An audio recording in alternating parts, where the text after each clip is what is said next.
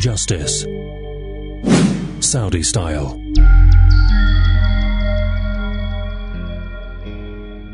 It all started in May 2006, when 24 Iranian fishermen on board 3 boats set sail from the ports of Abadan and Bandar Lenge in the south of the country. They took on a journey in the waters of the Persian Gulf in hope of earning a living. Yet, the fishermen and their families had no idea that this trip would last for years, and for some of them, it would become a journey of no return.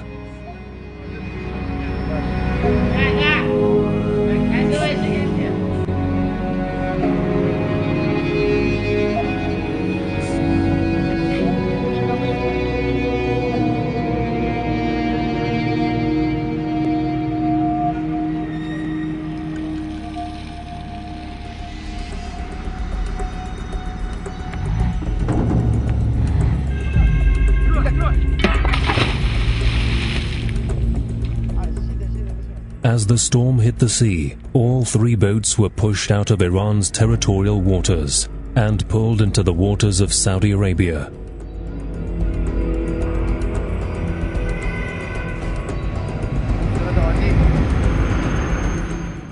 Out of the blue, the Saudi Coast Guard attacked the boats, taking all those on board in custody and confiscating the vessels.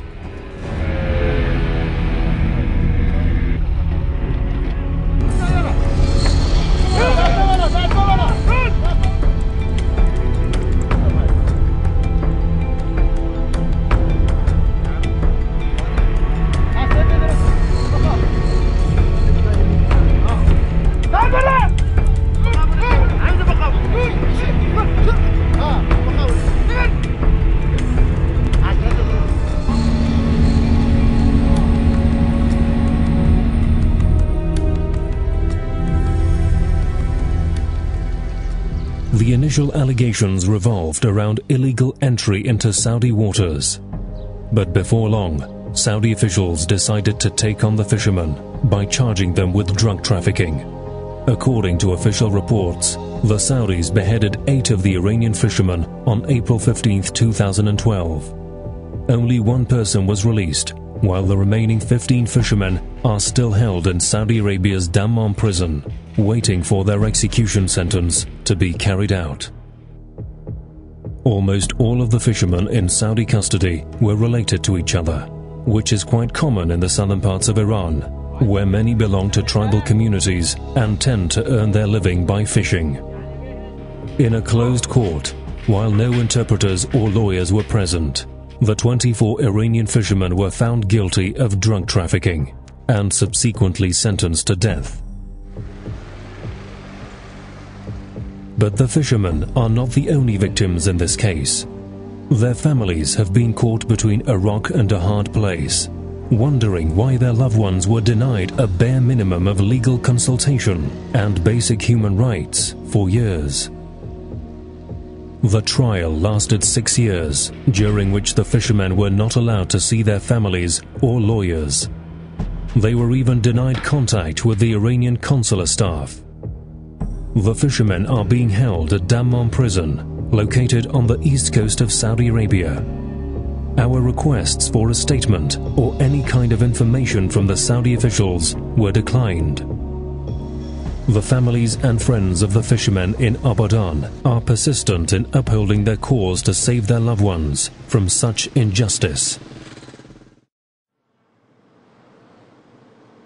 صادق جلیلی هستم. 22 سال سن دارم.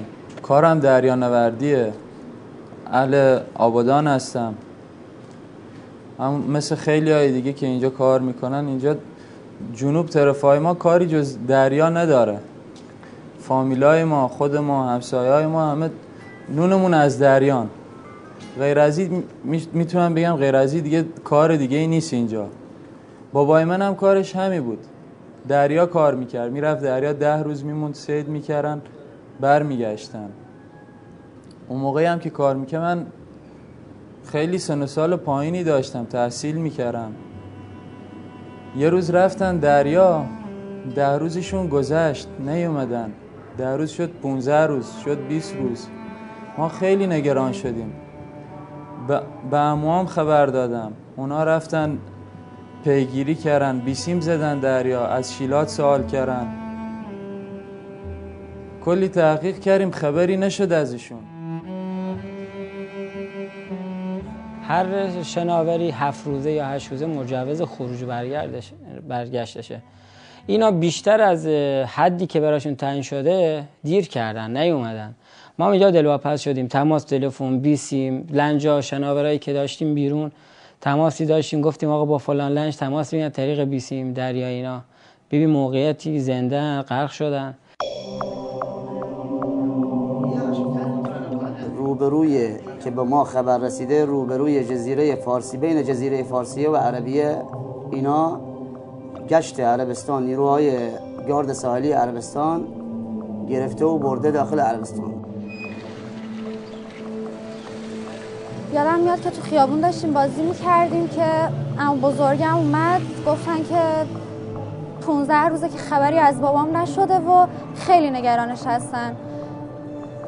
بعضی که پیگیری کردن فهمیدن که تو زندانهای عربستان تو یکی از زنداناش دستگیر شدن. It took the imprisoned fishermen several weeks to finally get to talk to their loved ones in secret, using their inmate's cell phone. نزدیکای 40 روز بود که بابام خودش زنگ زد صحبت کردیم باش. بابا کجایین شما؟ گفت ما از زندان تماس میگیریم، ما یه جا خوردیم. زندان؟ واسه چی؟ زندان واسه چی هستن؟ کار بابای من مگه چه ایرادی داشت که باید برن زندان؟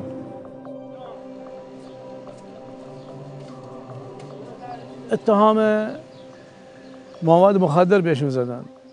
ما اهل این برنامه نیستیم و ما قبول نداریم همچین اتهامی، چون بچه هم رفتن برای صید ماهی، برای زندگیشون، برای کار کاسبی. حالا درسته یا خورده یعنی از خط رفتن اونور، ولی دلیل نداره که اینقدر زندانی بکشن و اذیتشون کنن و بدون تکلیف بمونن. یعنی ما این جریان میدونیم، قطر همچین کاری میکنه، امارات همچین کاری میکنه. گفتیم خب الحمدلله زنده این، الحمدلله خدا رو شکر. آقا بعد از 1 ماه یا 2 ماه بردنشون دادگاه، گفتن آقا شما متهمین به مواد مخدر. که برادرم میگه آقا من زدم رو سرم. موقع که اومدیم هم تو زندان ما رو آوردن، برادرم 10 روز غذا نخورد.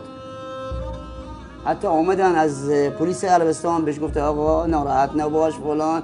برادرم بهشون گفت دارن تهمت بزرگی به ما میزنیم، ما آدم بدبختیم، صیادیم، 7 نفر صیادیم، هر نفری 10 نفر از خانواده داره نون میده از لحاظ همین صید.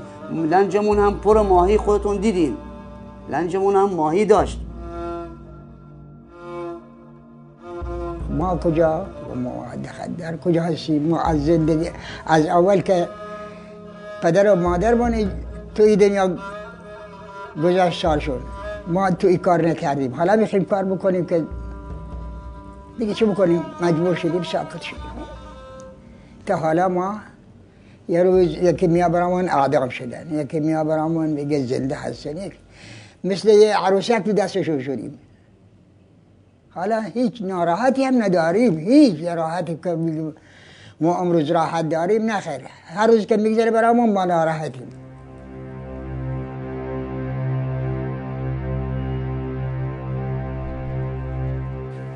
پدرم واقعا اهل این کار بود. حالا بهترین خونه داشتیم، نه اومدیم توی خونه خراب نشستیم که مادر ما 2 بار عقرب زده، برادر ما 1 بار عقرب زده.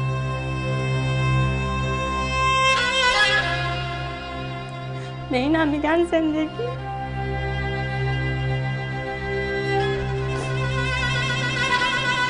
Local officials at the Abadan port say that it's common for any fisherman to unintentionally cross into another country's territorial waters, anywhere on the planet.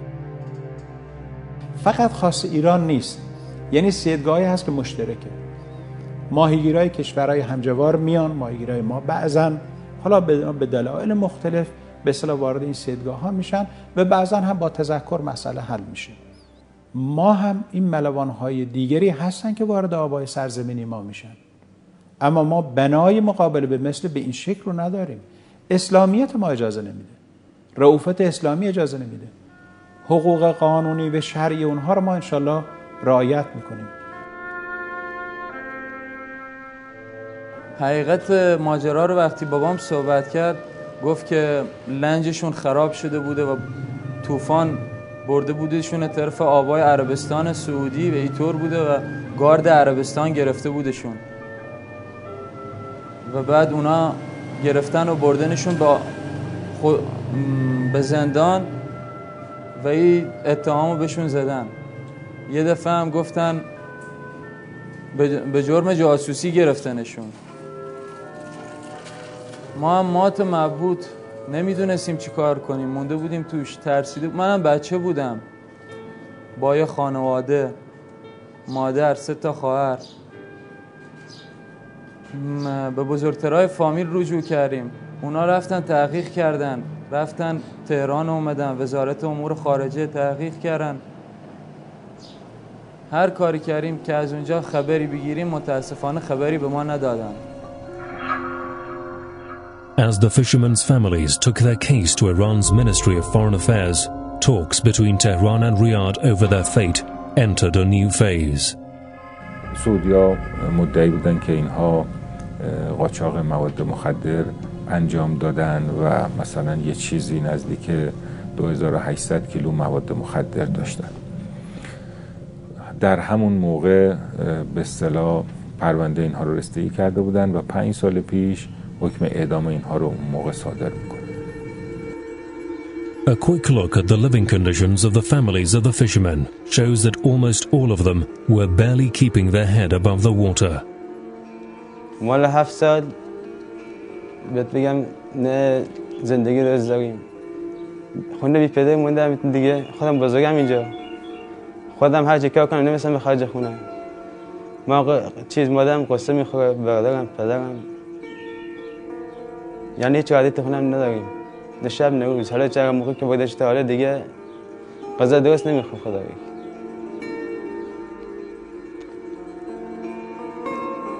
تنها درآمدمونم شغل پدرم بوده. پدرم میرفته کار میکرده میومده. داداشم گاهی میرفته نونوایی کار میکرده میومده.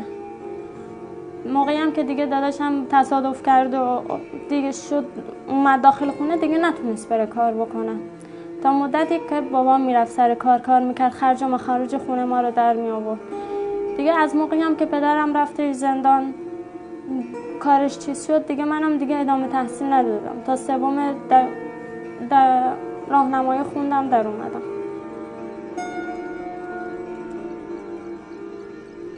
بابام صحبت میکرد از همون اولی که اونا رو گرفتن 1-2 دادگاه براشون تشکیل دادن و همون دادگاه اولی حکم اعدام اونا رو صادر کردن بدون اینکه وکیلی داشته باشن، بدون اینکه چیزی پهلونا ثابت کرده باشن، بدون اینکه چیزی گرفته باشن پهلوشون. تنها جرمشونی بود که طوفان اونا رو با آبای عربستان برده بود و ما طی این 7 سال حتی حق ملاقات اونا رو هم نداشتیم. چندین باری درخواست کرده بودیم از وزارت خونه و اونا هم پیگیری کرده بودن، این اجازه رو به اونا هم نداده بودن. دقیقاً بابام همین صحبت رو تو تلفن میکرد، میگفت مامورای سفارت ایران تا دم در زندان می اومدن ولی اجازه ملاقات رو بهشون نمیدادن. وقتی در طول این مدت تمام تلاش خودتون رو میکنید، جلوی حکم رو 5 سال میگیرید و در طول این مدت با یادداشت‌های مختلف، با ملاقات‌های مختلف در تهران و در ریاض به دنبال این هستید که این اتباع باید دسترسی کنسولی داشته باشن و از حقوقشون برخوردار باشن، اجازه نمیدن، معلومه که این یک ضعف بسیار بزرگ در سیستم حکومتی عربستانه. هر متهمی باید یه وکیل داشته باشه. کار وکیل هم اینه که بیاد، حداقل به ما اجازه که نمیدادن بریم ملاقات، بریم پیگیری کنیم، بریم رسیدگی کنیم. حداقل یه وکیل میفرستادن که بیاد از وضعیتمون مطلع بشه. مثلا میدید که مثلا خانواده ما همشون کارشون دریانوردیه. پدر من یه جاشو بوده.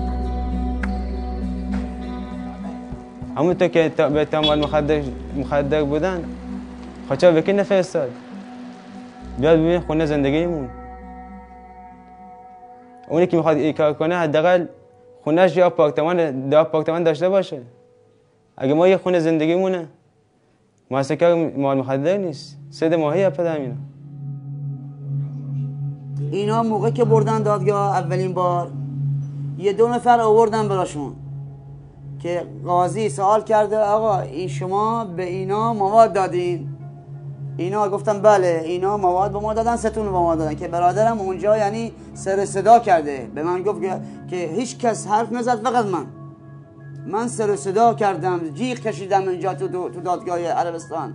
و بعد موقع که آوردن منتظر زندان من 13 روز غذا نخوردم.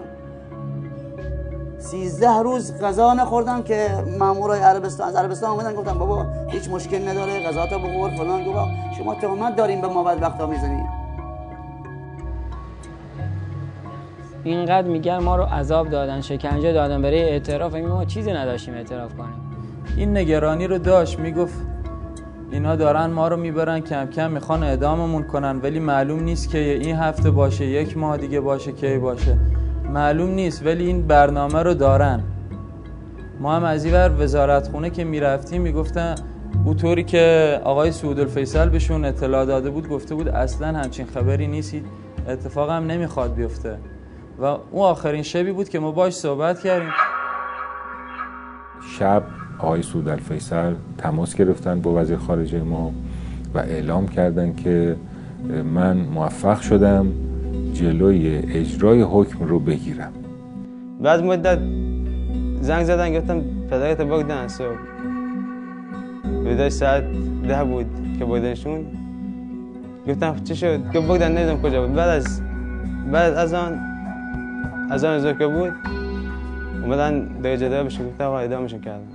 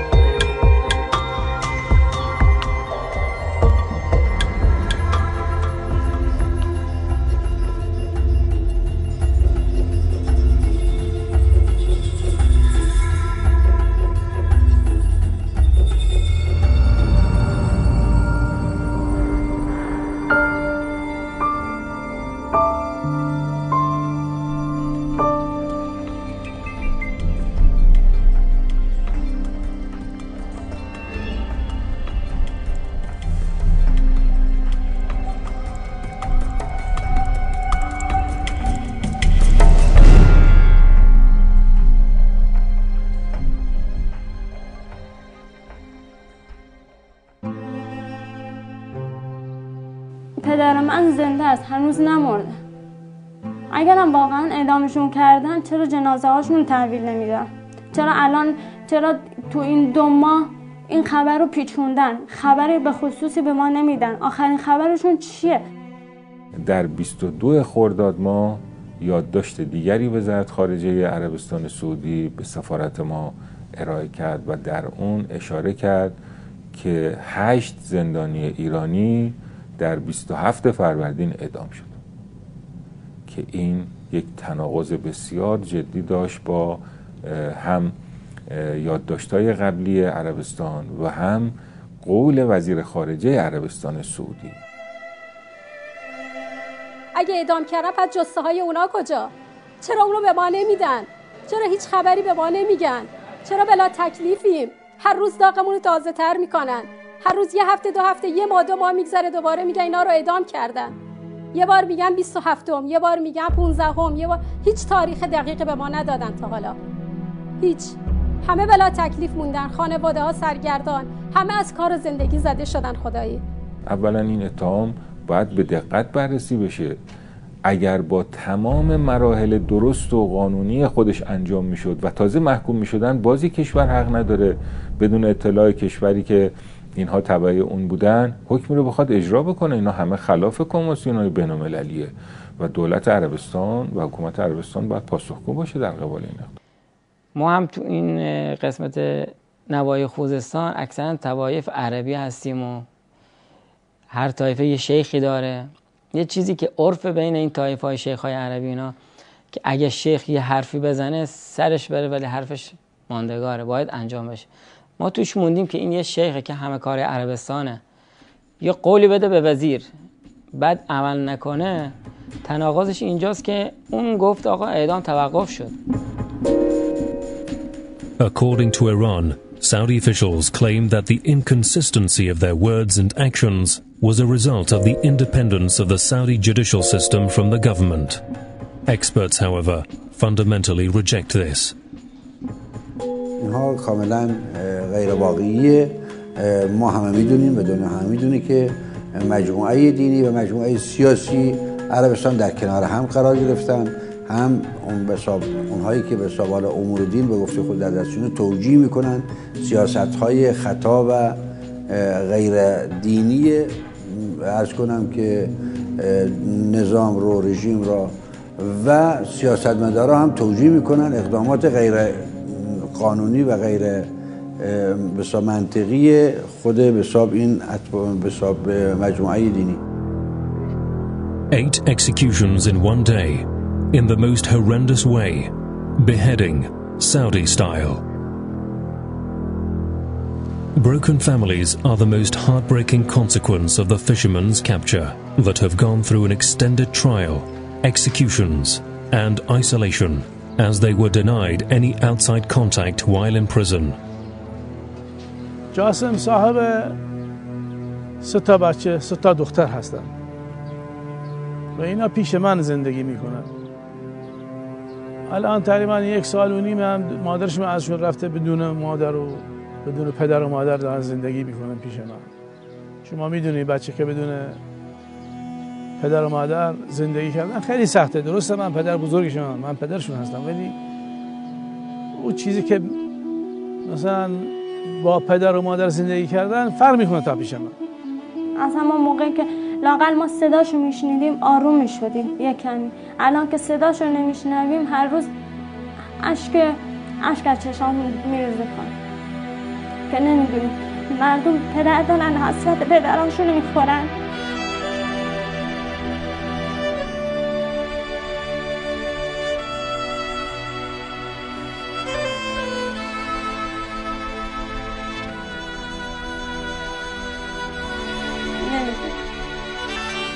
حالا من موندم با خانوادم، پسر بزرگ خانوادم، دارم خرج خانوادم با همین ماشینم دارم در میارم میدم با خانوادم. الان نمیدونم که اعدامشون کردن اعدامشون نکردن، فقط میخوام که فقط حرف ثابتی باشه که بدونم اعدامشون کردن که فقط به ما بدن، چون یه ضربه روحی بهمون خورده. نمیدونم باور کنیم اعدامشون کردن یا اعدامشون نکردن.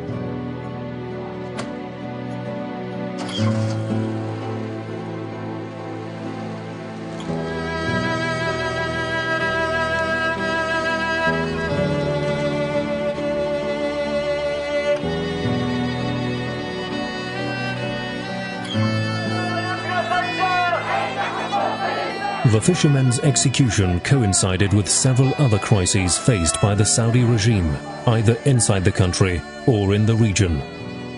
Analysts see these executions as a part of Saudi Arabia's hysterical reaction to many disappointing defeats on domestic and regional fronts.